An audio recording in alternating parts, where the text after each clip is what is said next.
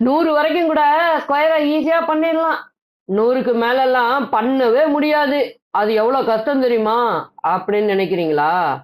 இந்த வந்துட்டேன்ல, 100க்கு மேல எப்படி ஸ்கொயர் பண்ணலாம் அப்படின்னு சொல்ல, இங்க பாருங்களேன்.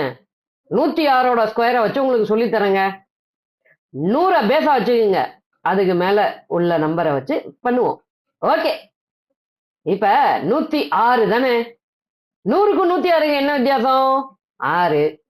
அந்த 106 கூட அந்த 6 கூட்டுங்க. 112.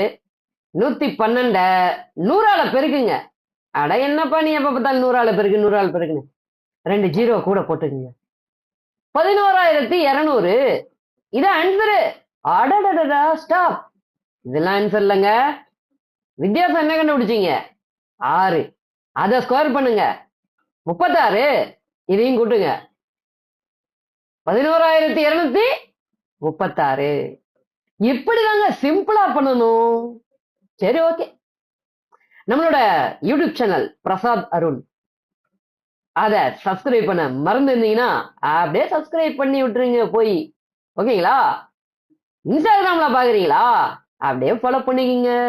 உங்களுடைய டவுட்ஸ் அண்ட் கமெண்ட்ஸ் அது எல்லாத்தையும் கமெண்ட் செக்ஷன்ல லீவ் பண்ணுங்க. எல்லா வீடியோக்கும் லைக் கொடுங்க. உங்க ஃப்ரெண்ட்ஸ் அண்ட் ஃபேமிலி அப்புறம் கோஆஸ்பிரன்ஸ் அவங்களுக்கு ஷேர் பண்ண மறந்துடாதீங்க. ஓகேங்களா? நாளைக்கு பாப்போமா? பாய்.